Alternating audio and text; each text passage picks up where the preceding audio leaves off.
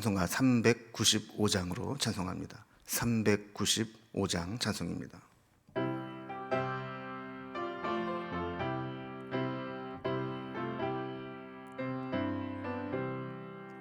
자비하신 예수여, 내가 사람 가운데 의지할이 없으니 슬픈 자가 됩니다. 마음 심히 어두우니 밝게 하여 주소서. 나를 보호하시고 항상 인도하소서. 죄를 지은 까닭에 나의 마음이 고나니 용서하여 주시고 쉬게 하여 주소서. 천국 가고 싶으나 나의 공로 없으니 예수 공로 힘입어 천국 가게 하소서. 허락하심 이루어 사랑 항상 있도다. 모두 이루어주심을 나는 믿사옵니다. 구주밖에 누구를 달리 찾아보리요. 복과 영생 예수니 더 원할 것 없도다. 거룩하신 구주여, 피로 날 사셨으니 어찌 감사하온지 말로 할 수 없도다. 주의 귀한 형상을 나도 입게 하시고 하늘 날아가서도 사랑하게 하소서. 아멘.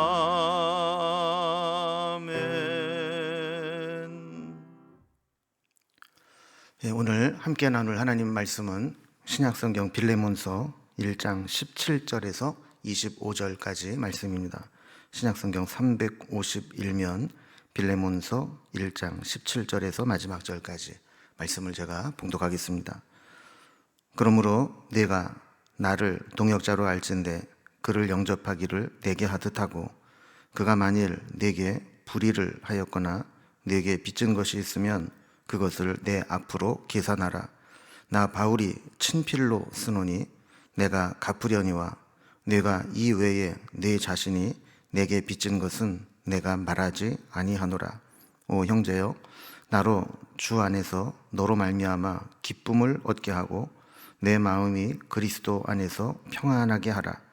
나는 네가 순종할 것을 확신함으로 내게 썼노니 내가 내게 말한 것보다 더 행할 줄을 아노라. 오직 너는 나를 위하여 숙소를 마련하라. 너희의 기도로 내가 너희에게 나아갈 수 있기를 바라노라. 그리스도 예수 안에서 나와 함께 갇힌 자 에바브라와 또한 나의 동역자 마가, 아리스다고, 데마, 누가가 문안하느니라. 우리 주 예수 그리스도의 은혜가 너희 심령과 함께 있을지어다. 아멘. 우리가 어제부터 살펴본 빌레몬서는 사도 바울이 감옥에서 만나서 복음으로 낳은 영적인 아들인 오네시모를 다시 예전에 이 주인이었던 이 빌레몬에게 돌려보내면서 이제 그를 용서하고 받아주되, 특별히 그를 동역자로 잘 받아주기를 부탁하는 편지입니다. 오네시모가 과거에 이 주인인 이 빌레몬의 집에 큰 손해를 입히고 도망 나왔지만 이제는 바울을 만나고 복음으로 변화되었고 주님의 제자가 되었으니까 그가 돌아가면 마치 사도 바울 자신을 받아주는 것처럼 이 오네시모를 용서하고 받아주기를 부탁합니다.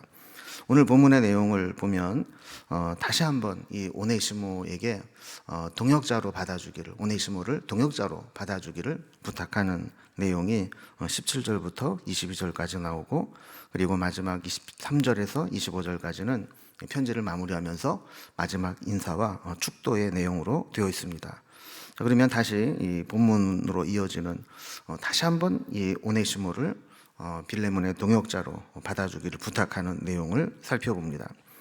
자, 빌레몬서는 이제 본론을 시작하면서 오네시모가 바울을 만나서 어떻게 변화되었는지 그동안의 내용을 이제 상세하게 이야기를 해왔습니다. 그리고 이제 그를 동역자로 받아주기를 부탁을 합니다.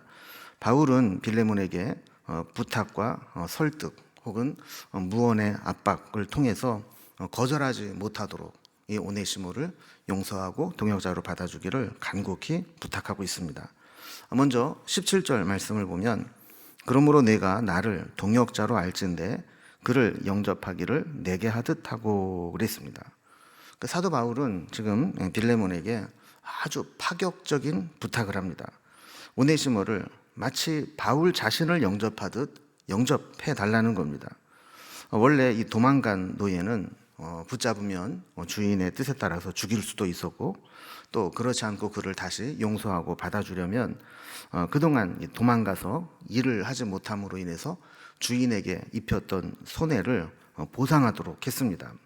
그런데 바울은 그런 세상적인 절차, 세상적인 원리를 떠나서 그를 그냥 받아주라는 겁니다.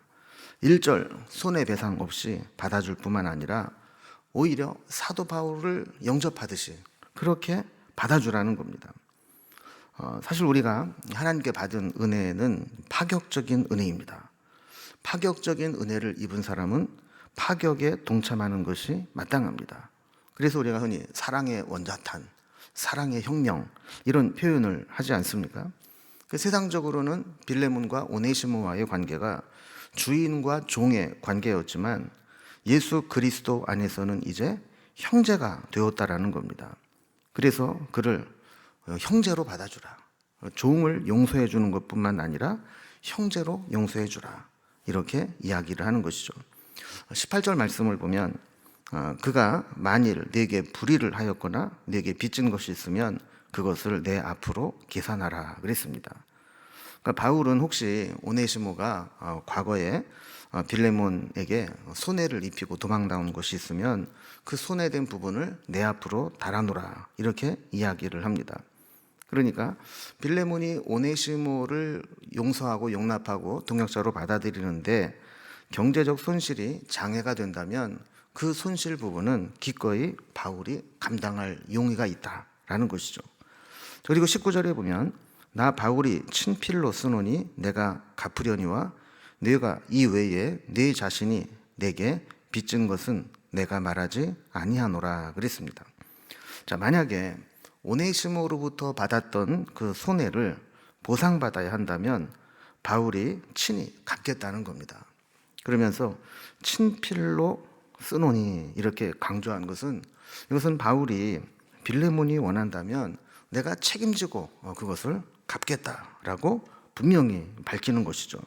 그러면서 우리는 모두 복음 안에서 빚진 자임을 이야기합니다. 그래서 19절 뒷부분에 보면 내 자신이 내게 빚진 것은 내가 말하지 아니하노라 그랬습니다. 그럼 빌레몬이 바울에게 빚진 게 경제적인 빚은 아니죠. 우리가 잘 알다시피 이 빌레몬은 바울이 복음을 전해서 예수를 믿게 된 그런 사람이었는데, 그렇다면 이 복음을 들음으로 생명을 얻은 것이거든요. 그러니까 이 세상 재산과는 비교할 수 없는 영적인 생명, 영생을 얻게 되었다면 이제 그 부분에 대해서 내가 권리를 주장할 수 있지만 네가 빚진 것은 내가 말하지 않겠다. 이 말은 다른 말로 말하면 빌레몬도 바울에게 은혜를 입고 영적으로 빚진 것이 있으니 빌레몬도 오네시모에게 은혜를 베풀고 빚진 것에 대해서 책임을 안 물었으면 좋겠다 하는 이야기를 하는 것이죠.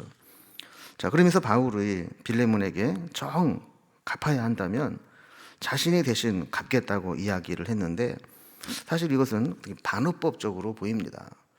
그렇게 표현하면서까지 빌레몬이 오네시모를 받아주기를 열망하는 그런 압박, 설득, 이런 것이죠. 20절에 보면 오 형제여, 나로 주 안에서 너로 말미암아 기쁨을 얻게 하고 내 마음이 그리스도 안에서 평안하게 하라 그랬습니다.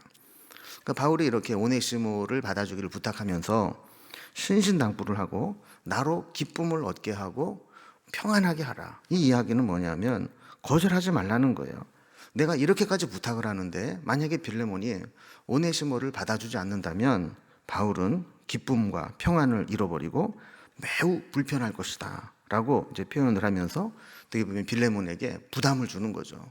너 내 마음이 불편하게 할래? 내가 이렇게까지 신신당부하는데 정말 그렇게 안 들어주고 그럴래? 뭐 이런 얘기입니다. 자, 20절에 보면 나는 네가 순종할 것을 확신함으로 네게 썼노니 네가 내게 말한 것보다 더 행할 줄 아노라 그랬어요. 그러니까 바울은 이렇게 무언의 압박뿐만 아니라 이제 한술 더 떠서 빌레몬에게 막 등 떠밀듯이 칭찬하면서 바울이 부탁한 것을 받아줄 것을 요청합니다. 그래서 빌레몬이 바울이 부탁한 순종할 것을 확신한다. 그리고 이렇게 이야기하면 빌레몬은 바울이 부탁한 것보다 그 이상 더 행할 줄을 내가 안다. 이렇게 이야기를 하면서 이 빌레몬을 압박하는 것이죠. 그러니까 이 말은 바울이 부탁한 것보다 더 행할 것을 안다. 이 말은 단순히 오네시모를 도망갔던 종을 용서하고 다시 종으로 받아들이는데 그치지 않고 이제 복음에 유익한 자가 되었으니까 형제용, 동역자로 받아줄 것이다. 이렇게 확신한다라는 거예요. 그래서 22절에 보면 오직 너는 나를 위하여 숙소를 마련하라. 너희 기도로 내가 너희에게 나아갈 수 있기를 바라노라 그랬습니다. 22절은요 완전히 쐐기를 박는 말입니다. 나를 위하여 숙소를 마련하라.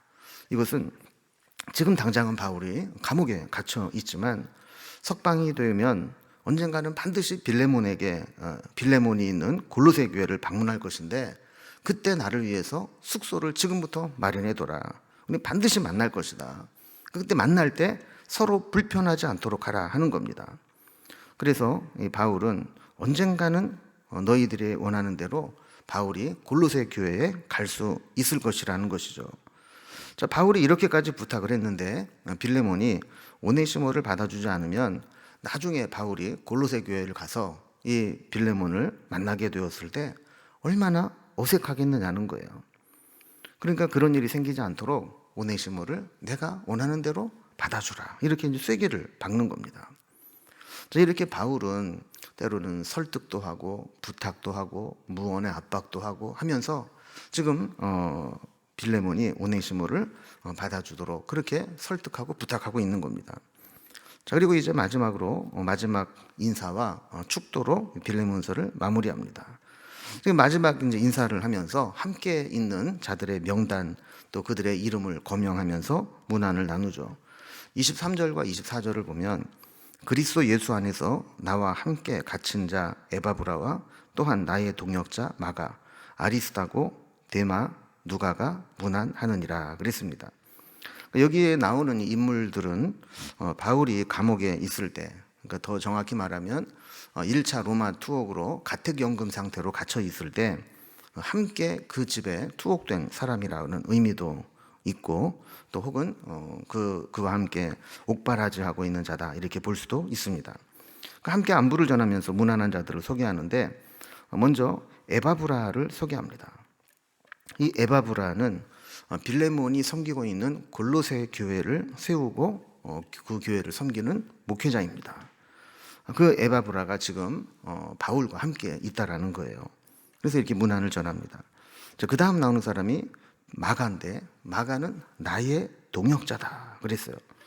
그리고 마가 요한 어떤 인물입니까? 1차 전도 여행 때 함께 바울과 바나바와 마가가 함께 전도 여행을 가게 되는데 중도에 포기하고 돌아가 버리죠. 그로 인해서 바울이 마음이 아주 심히 상하게 되었고, 이로 인해서 2차 전도 여행을 떠날 때 바울과 바나바를 갈라서게 만든 장본인입니다. 그런데 지금 여기 보면 그 마가를 나의 동역자라 이렇게 표현하고 있습니다. 뿐만 아니라 디모데 후서 4장 11절에 보면 내가 올 때에 마가를 데리고 오라.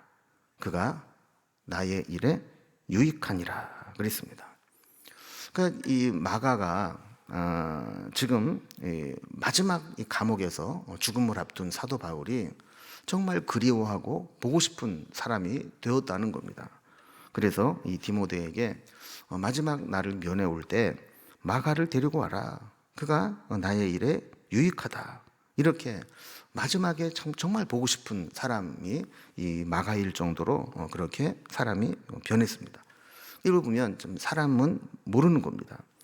오네시모도 과거에 무익한 자였다가 유익한 자가 되었고, 마가도 바울을 정말 힘들게 했던, 마음 상하게 했던 자였지만 지금은 정말 마지막에 가장 보고 싶은, 그리고 이 빌레몬서를 쓸 때만 해도 나의 동역자라고 표현할 만큼 그렇게 유익한 자가 되었던 것을 보게 됩니다. 여러분, 우리도 과거에는 무익한 자였고 주님 마음을 아프게 했던 자였지만 정말 우리가 복음으로 변화되었다면 주님께 유익한 자가 되고 주님의 동역자가 되고 주님의 마음에 정말 보고 싶고 그리운 사람이 되어야 합니다. 자, 그 다음에 나오는 인물이 아리스다고라는 인물입니다. 이 아리스다고는 사도행전에 보면 이 데살로니가 사람 아리스다고다 이렇게 설명을 합니다. 3차 전도 여행 때 에베소에서 등장을 하게 되는데 그때부터 바울이 로마의 감옥에 갇힐 때까지 함께 했던 인물로 보여집니다. 여러분, 사람이 힘들 때 곁에 있어주는 사람이 소중한 사람입니다. 누군가 그렇게 정의를 했잖아요. 친구는 모든 사람들이 나로부터 멀어져 갈 때 나에게 가까이 오는 사람이 친구다. 나를 가까이 하는 것이 불리해서 다 외면하고 거리를 두고 멀리 떨어져 가지만 그런 거 상관하지 않고 가까이 다가오는 사람이 진정한 친구다. 이런 이제 표현을 하는 것처럼 바울이 감옥에 갇히고 정말 곤경에 처하고 힘들 때 그때 감옥까지 함께 온 사람, 그 사람이 진짜 바울에게는 소중한 사람이었던 거죠. 그 다음에 데마입니다. 근데 데마는 정반대의 삶의 궤적을 보여줍니다. 바울로부터 복음을 듣고 회심하여 제자가 됩니다. 한동안 이 바울의 사역에 동역하고 열정과 헌신을 보입니다. 그래서 2차 로마 투옥 때 바울과 함께 합니다.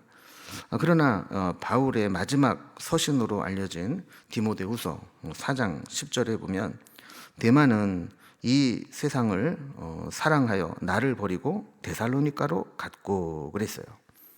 그러니까 한때는 충만해서 열정으로 주님을 따르고 감옥까지 같이 갔지만 그러나 이것이 이제 오랜 시간 동안 지속될 때 결국에는 이 복음에 헌신하고 희생하는 것보다 옛날에 이 세상으로 마음이 향해서 바울을 버리고 세상으로 돌아갔다. 끝까지 함께하지 못했다라는 거죠. 그러나 이제 이 편지를 쓸 당시만 하더라도 이 데마는 바울과 함께 감옥에 있었던 것을 보게 됩니다. 그 다음은 누가입니다. 누가는 우리가 잘 알던 것까지 바울의 주치의였죠. 그래서 바울의 여러 가지 이제 질병과 또 복음을 전하면서 간 고난, 이것으로 인해서 연약한 육신을 가지고 있을 때 그를 의학적인 지식을 가지고 열심히 도왔던 사람입니다. 그래서 디모데후서 4장 11절에도 보면 누가만 나와 함께 있느니라 그랬어요. 그러니까 이제 1차 투옥 때만 하더라도 많은 사람들이 바울과 함께 했지만 그가 나이도 들고 또 2차 로마 투옥에서 죽음을 앞두고 있고 그럴 때 그때는 정말 사람들이 다 떠나가고 누가만 남아 있었다라는 것입니다. 여러분, 사람은 각자에게 있는 직업이 있고 원사가 있고 달란트가 있습니다. 그런데 특별히 누가는 의사로서 이 바울을 옆에서 보면서 늘 복음을 위해 헌신하고 주를 위해 충성하는데, 그 연약한 육신을 보면서 자신이 가지고 있었던 직업, 전문적인 그런 재능을 가지고 이 바울을 잘 섬겼던 것을 보게 됩니다. 여러분, 사실 그렇거든요. 모두가 사도 바울이 될 수는 없습니다. 모두가 다 주의 종이 될 수는 없습니다. 그러나 사도와 주의 종들이 하는 사역을 뒷바라지하고 뒷받침하고 힘있게 할 수 있도록 도와주는 것은 결국 그 사도와 주의 종들이 하는 역할을 함께 동역하고 분담하는 것이죠. 여러분, 여러분이 가지고 있는 지식, 재능, 달란트, 은사, 어떤 것들이 있습니까? 그것을 묻어두지 말고 주를 위해서 귀하게 끝까지 함께 사용할 수 있기를 바랍니다. 자, 이제 이렇게 동역자들의 문안을 전한 후에 마지막 축도로 편지를 마무리합니다. 그래서 25절에 보면 우리 주 예수 그리스도의 은혜가 너희 심령과 함께 있을지어다. 이렇게 하면서 마지막 편지를 이제 마무리하고 있죠. 그리고 우리는 이제 빌레몬서를 오늘 공부를 이틀 동안 했는데, 우리는 이제 사람을 대할 때 어떤 세상적인 기준이나 조건으로 대하면 안 됩니다. 어떤 지위를 가지고 있느냐, 얼마나 가지고 있느냐, 학벌이 얼마나 좋으냐, 이런 조건이 아니라 예수 안에서는 모두가 다 형제, 자매요, 동역자라고 하는 인식으로 대해야 됩니다. 만일 주의 교회 성도들이 서로 시기하고 질투하고 미워하고 누가 더 높으니 서열을 정하고 내 편, 네 편 갈라서 서로 주도권 쟁탈을 하고 있으면 주님이 그 모습을 보면서 얼마나 안타까우시겠어요. 우리는 주 안에서 한 공동체 된 우리의 모습들이 서로 다른 이들을 대할 때 죽게 하듯 대할 수 있어야 됩니다. 주님을 섬기듯, 사도 바울을 섬기듯 그렇게 그런 섬기는 마음으로 대해야 됩니다. 정말 복음을 아는 사람은 다른 사람들과의 관계가 달라집니다. 세상에 높고 낮음이 아니라 주 안에서 형제요, 자매요. 그리고 그를 대할 때는 주께 대하듯, 사도에게 대하듯 그렇게 섬기는 관계가 되는 것이죠. 이렇게 복음은 어떤 예수 믿고 내가 구원받는다, 여기서 끝나는 것이 아니라 타인과의 관계를 변화시키고 공동체의 관계를 변화시키는 능력이 있습니다. 우리 빌레몬서와 같이 옛날의 어떤 기준, 옛날의 관계가 아니라 복음 안에서 이 복음의 사랑과 화해와 용서를 어떻게 우리의 삶을 통해 실천할 것인가, 이것을 묵상하고 또 함께 우리의 삶에 실천할 수 있기를 주님의 이름으로 기원합니다. 기도하겠습니다. 하나님 아버지, 어제 오늘 우리에게 빌레몬서의 말씀을 통해서 우리가 알고 있는 복음이 어떻게 우리의 삶을 통해 실천되어지고 특별히 사람과의 관계가 어떻게 복음 안에서 새롭게 되어야 하는가를 가르쳐 주시니 감사합니다. 우리에게 혹시라도 다른 사람을 대할 때 시기, 질투, 미움, 다툼 이런 마음이 있지는 않은지 돌아봅니다. 이 모든 안 좋은 마음들은 다 제하여 주시고 이제 빌레몬이 자신에게 해를 끼치고 무익했던 자를 사도 바울을 영접하듯 영접하고 용서하고 등역자로 만나게 된 것과 같이 우리 안에도 그런 관계가 회복되는 은혜를 허락하여 주옵소서. 또한 오늘 다니엘 세일의 특별 기도회를 통해서 우리가 매일마다 회복의 은혜를 구하고 있는데 오늘 우리에게도 우리 사명의 회복이 있기를 원합니다. 주님께서 주신 직분과 사명이 있는데 코로나로 인해서 그 사명감이 식지는 않았는지 잠들지는 않았는지 돌아봅니다. 언젠가 주님이 우리를 사용하기를 원하시고 쓰시기를 원하실 때 끝까지 헌신하며 감당하는 주님의 동역자들이 될 수 있도록 인도해 주시옵소서. 하나님, 오늘도 각자 가지고 있는 기도의 제목들을 가지고 주님 앞에 나아갈 때 우리의 기도를 들어주시고 선한 길로 인도하여 주옵소서. 주님께 또한 연말을 맞이하여서 우리 한 해 동안의 삶을 돌아보니 아직 우리가 응답받지 못한 기도 해가 가기 전에 응답해 주시기를 소망하고 또한 힘들고 어려운 가운데서도 주님의 오심을 기다리며 소망 가운데 이겨낼 수 있도록 인도해 주옵소서. 오늘 하루도 온전히 주님께 부탁드리며 예수님의 이름으로 기도드리옵나이다. 아멘. 각자의 기도 제목들로 자유롭게 기도하시겠습니다.